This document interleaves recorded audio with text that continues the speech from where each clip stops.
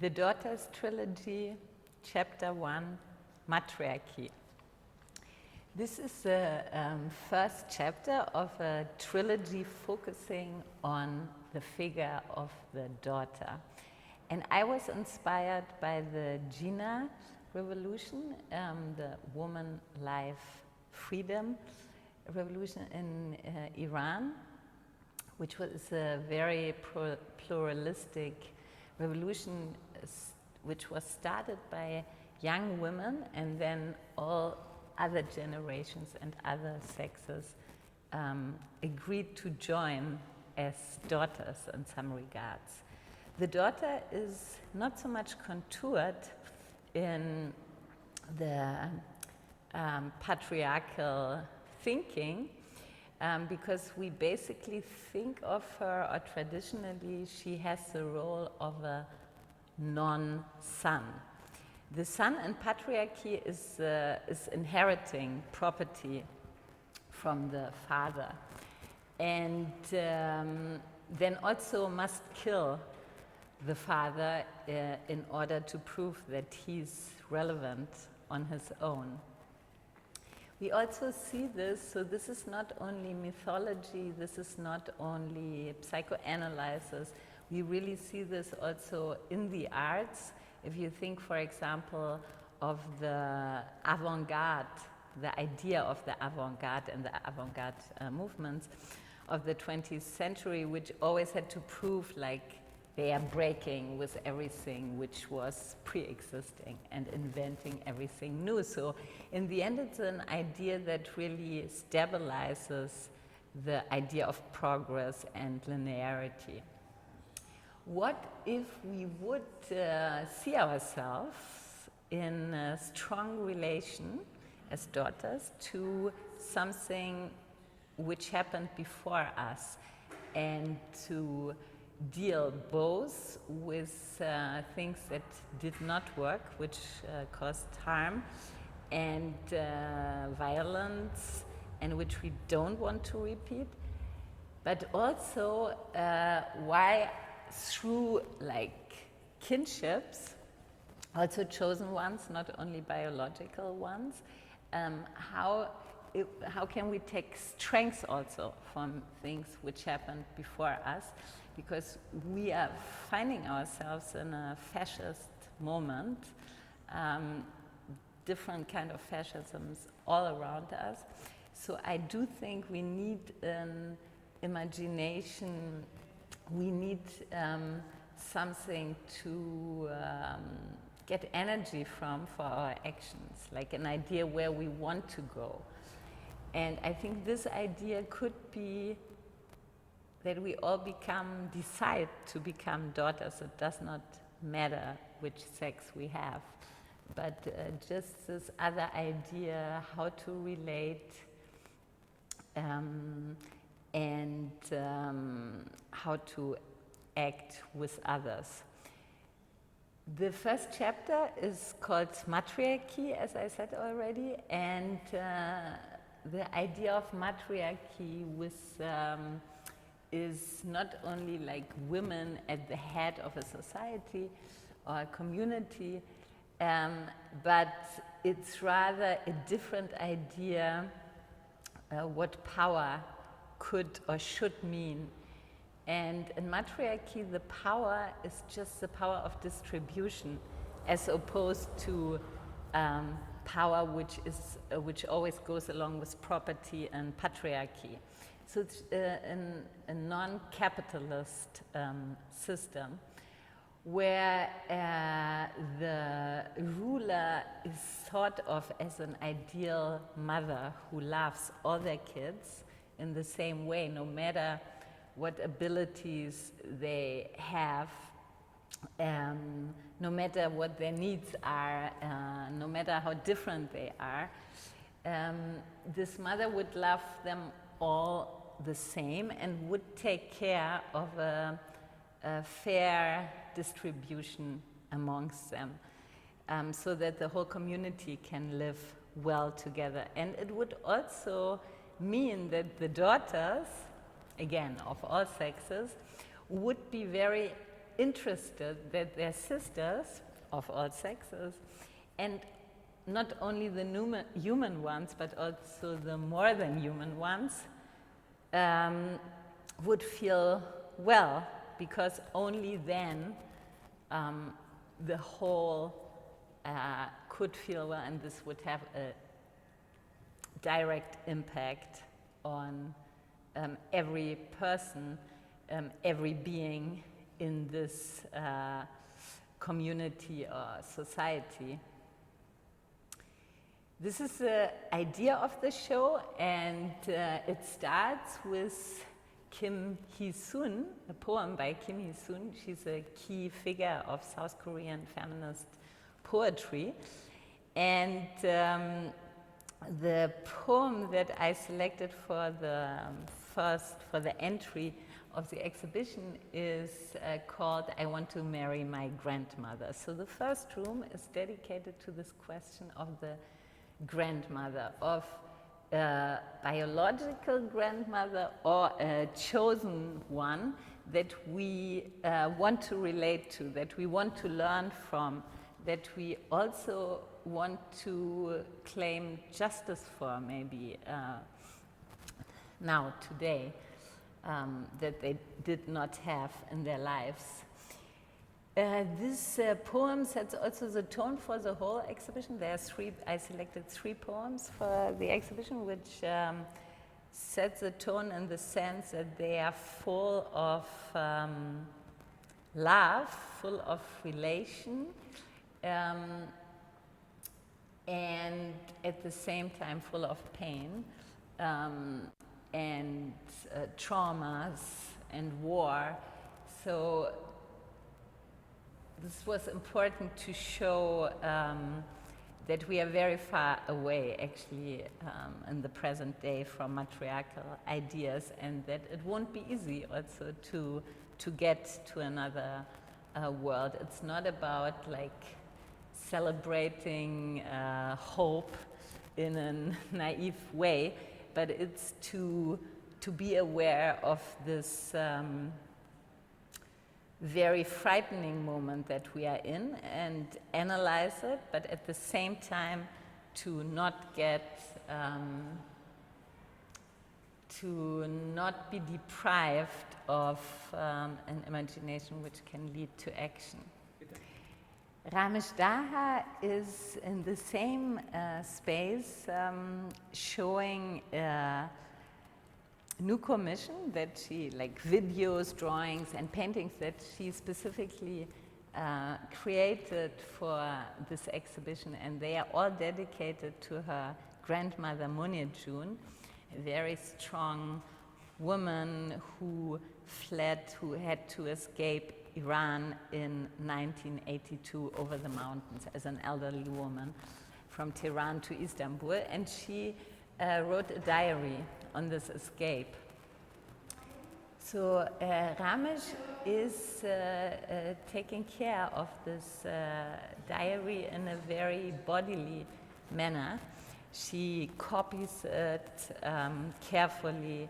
She's reading it. She's translating it in all the languages that she speaks on a daily basis.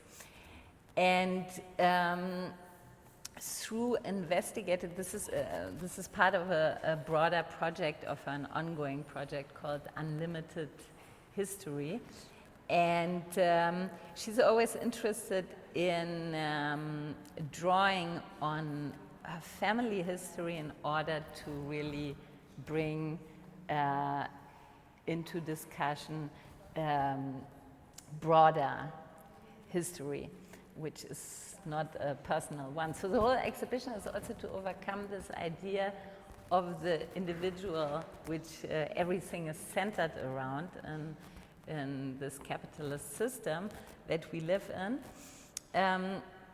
So it is, we also see a work on a big trauma, because she loses in 82, in the year where her grandmother escaped, she loses her ability to read fluently fasten. And we learn in the video why that is. And we see her painting white over letter by letter over the before carefully copied handwriting of her grandmother. And then we have two works, first by Vincent and Entekhabi, who decided to behave like a daughter, and he's paying a tribute to an anthem from the 1920s, from the Weimar Republic, called the Lila Lied, the purple song, would be the translation. And this was a very successful anthem which was celebrating queer life in Berlin at this time. And 1 year later it was covered by, with a text which was very heteronormative. So it took away all the subversive character of the song, but it kept the melody. And departing from this, he asked, where do we stand today, specifically also in the social media, which might think of itself that it's very progressive when it comes to queer thinking. It's actually not. We can see this in his work and through the idea what needs to be covered, like the cover version, which turned a queer anthem into a heteronormative system, stabilizing one. And in the and after him, we see a work by Naomi Rincón-Gallardo, who is going back to Meso-American mythology in order to discuss the present. And so we see like the planetary catastrophe that we are in today, and we see vermin. The film is called Sonnet of Vermin.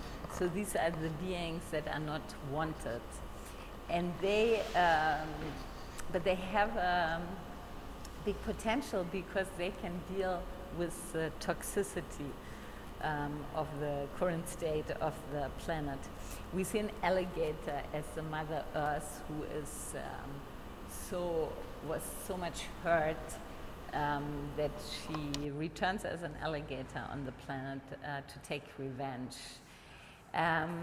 So this mythology, going back to this mythology and putting it into the present, it's a search for can these daughters, the vermin's daughters, can they maybe invent or live an intersectional feminism? Do they have a potential to transform the world? And at the same time, it's really not hiding where we are at the moment. And then we arrive in the space with Jumana Manna's film Foragers, which shows how patriarchy and capitalism are always going along with the enclosure of commons. And she shows at the same time practices that are insisting on the commons. And this is foraging, like this is collecting wild plants for one's own use in Israel, Palestine. And it's like two different systems of thought also, and this collecting plants to use them in the kitchen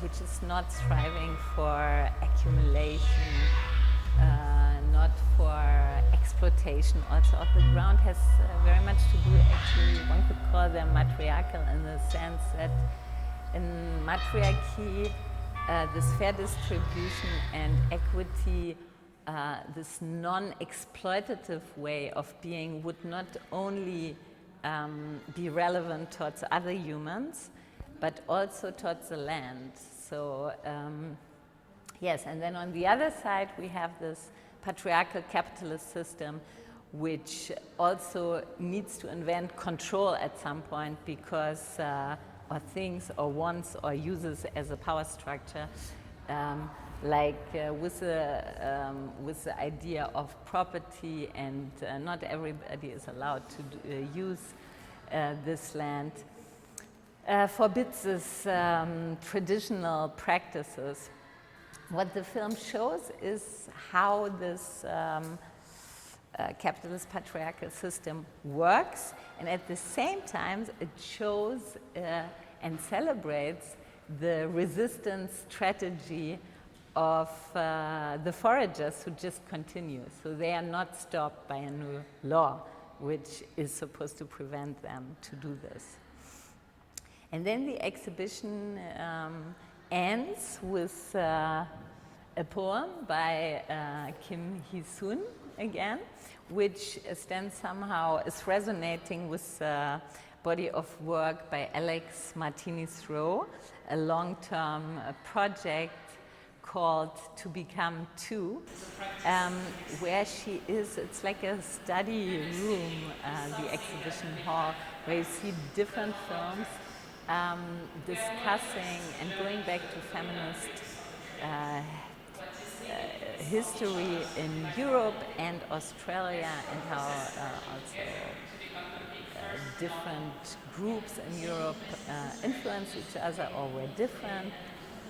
And the question is, do we really want to insist on differences and make them big, or should we rather see each other in relation and draw on things which have been there? So she, as a younger feminist who lives today, she's looking back to these big figures in the past and is asking what can we learn from them today, and where do we have to also change things, because of course we have to actualize theories, we have to adapt them to the present moment, but why lose ourselves in like little differences when there is so much at stake? And it also makes the point that if we want to change something, there's only one way, and this is in collaboration, and one has to say even in global cooperation, which has to agree on the idea of a more equitable era that we all strive for, and then there needs to be enough space for each place and situation and context to formulate their own needs. So it doesn't have to be the same everywhere, but we need global collaboration, because otherwise we won't go anywhere.